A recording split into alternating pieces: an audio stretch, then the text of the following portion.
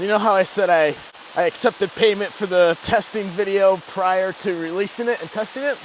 Let me show you why. So then from there, I started losing hope. Let me tell you what. Hey everybody, welcome back to Adventures with Spackmann. Today is the water test of my first paid tent review.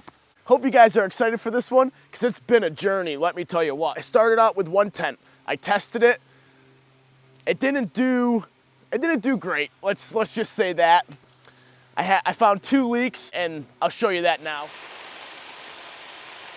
It is dripping down from those tie-offs. Those are tie-offs that are supposed to be tied onto the poles. I didn't tie them, but that's not why they're leaking. But right there, and this one over here is as well. I first saw it dripping here because of this little puddle. And it came right from there and hit the ground. So then I received tent number 2.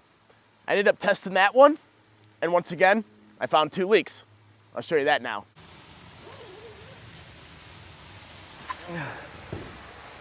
So this was the culprit on the first rain fly. Right here, and right there. This one is dry, guys. This one is dry on this side. Let's check the rest of it.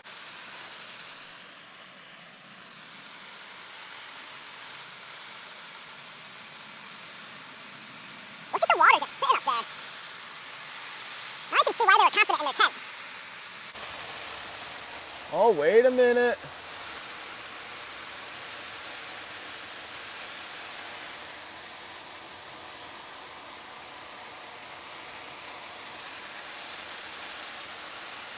Oh, yep, there it is. Right there. You really can't see it on camera, but that's a drip on the inside. Out there, now you can see it flickering. That is the droplet on the inside. That's the opposite side of rainfly number 1. So then I seam taped tent number 1, and I tested that again. From 2 leaks down to 1, and I'll show you that now. Oh no. It leaked again. Same spot, same exact spot. This was the second spot I saw the leak the first time, but that is dry. So it looks like I'm gonna have to seal this spot again. So then from there, I started losing hope. Let me tell you what. I ended up sealing the underside of tent number 1, and that's the test that's going on right now. Like I said, I started to lose hope. Let's go in and check it out. It's been an hour. The water's been running for an hour. I came in, I checked it at the 30-minute mark, and it was dry. So let's see how it did. Are you guys excited for this? Let me tell you, I've been testing these tents for 3 weeks now, and I really started to lose hope.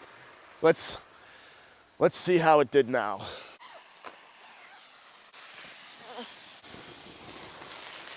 Come on, guys. I gotta take you guys with me, right? Let's get you off that tripod. Oh. Okay, a couple drops just came in with me right there, but those were not there before I just let them in. All right. Let's check this out.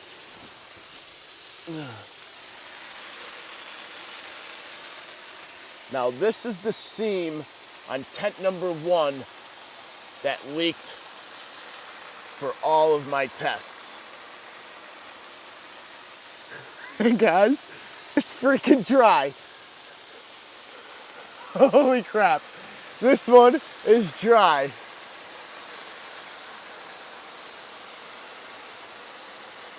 This one's dry.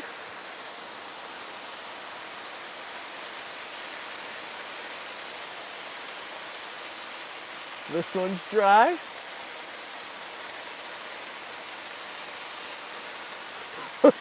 Holy crap.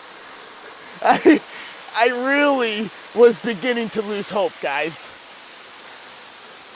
Okay, we got one more seam over here. Let's check it out together.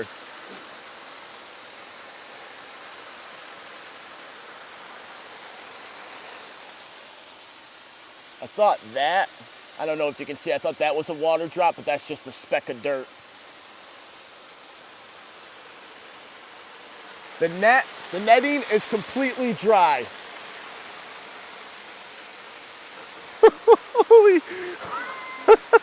Holy crap. I'm telling you guys, I've been working on this tent for 3 freaking weeks. Holy crap, but it's passing the water torture test now. The Spackmann water torture test. All right, let's turn this water off and wrap up this testing. Holy crap. Yeah, final thoughts coming up. All right, guys, final thoughts on the Unigear Space Dome 2. Not 4, 2. Like I said, I really started to lose hope in the tent. I've been testing it for 3 weeks now, and it was just a fail after fail after fail attempt of trying to waterproof it, but I finally got it. The thing that solved the water issue was sealing the inside where the seam tape already was. I sealed right down the middle of the seam tape and then on both sides of it. So say this is the seam tape, I went right over both sides of it like this so that it made a bigger seam tape, if that makes sense. It makes sense to me. But that ended up fixing this one. I have not seam sealed the inside of tent number 2, but I did find a few issues with tent number 2. It had the same loose threads on the door flaps, and then I found a little cut in the tent fly. I ended up taking tenacious tape patch and putting it over it. I'm sorry I didn't record that hole prior to me patching it. I was in the middle of a rain test and I just didn't think about it, so I apologize, but I can show you it after. But there it is after I had put the patch on. Second rain fly, and I noticed a little rip.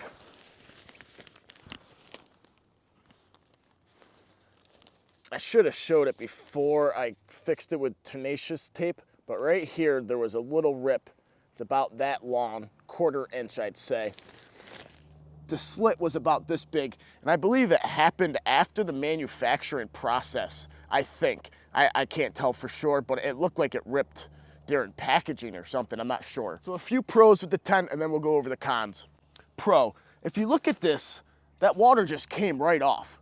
So whatever they use as water repellent really works on this fabric. So this fabric has a static head rating of 2,000 millimeters. So let me tell you what I think that means from my research. Taking the fabric like this and putting a cylinder on the fabric and then loading it up with 2,000 millimeters of water. At 2,000 millimeters of water stacked on top of this is when the fabric starts to fail and it will leak. So it's not really a waterproof tent, it's more of a water resistant tent, but whatever they have on here for water repellent does a really good job. Like I said, this tent really doesn't get wet. I've tested quite a few tents in my day and the fabric gets wet. Now this one, I can literally just shake the water off of it and it doesn't look any different. I mean, look at that, it just runs right down it. It's pretty cool. I don't know what they use on the fabric, but if they used a more waterproof fabric that had a higher static head rating, it might even be even better. The room that's in this 2-person backpacking tent is pretty outstanding. You have 2 vestibules, one on either side for each of your gear, and then there's plenty of room inside for 2 people to lay down in. So the way the pole construction is designed, it really pushes the walls out away from you, and it creates all sorts of space inside of the inner tent. This side of the vestibule turns into an awning, which is pretty cool. An awning in your tent is cool. You wake up in the morning, have your awning out, and you cook right here. That's pretty cool. Another pro is the price. It's under $150, so that's in the range of budget backpacking tents. The actual construction of the tent is pretty nice. I like how they constructed it. The stitching all looks good. Now this is tent body number 2, and I've noticed it has all sorts of loose fabric threads. Like these aren't stitching threads, but these are fabric threads. When I set it up, I noticed it has a lot of that loose inside. Like it didn't get cleaned out after it was manufactured. I don't know why that is. And that brings me to con number 1 of the Space Dome 2 by Unigear. It's quality control. Rainfly number 1 leaked on this side. Rainfly number 2 leaked on this side. So this side stayed dry while this side was leaking. Same style of seam, but in different areas. So that's definitely a quality control issue. All of this loose fabric thread in here, that's quality control. That should have been swept out, vacuumed out, something, right? So somebody wasn't looking at this inner close enough to the other one. On the other inner, there was a seam on the floor against this door. On this one, the seam is on the back or the front side. I don't know if that's just the way the fabric lined up in their tent manufacturing process, but it is opposite in this one and the other one. But that's not all. Let me show you why I really think this tent is leaking. You see right here, this seam, that is creating a pocket for water to get trapped and get soaked and seep through all these corners. Like this side's sealed because I sealed it, but that has a ridge right there too. But if you come over here, oh, no, not this side. This side has the ridge too. This side has the ridge too. I feel like this ridge needs to be on the bottom here. Just like a house roof with shingles, you don't want a seam where water can get caught right there.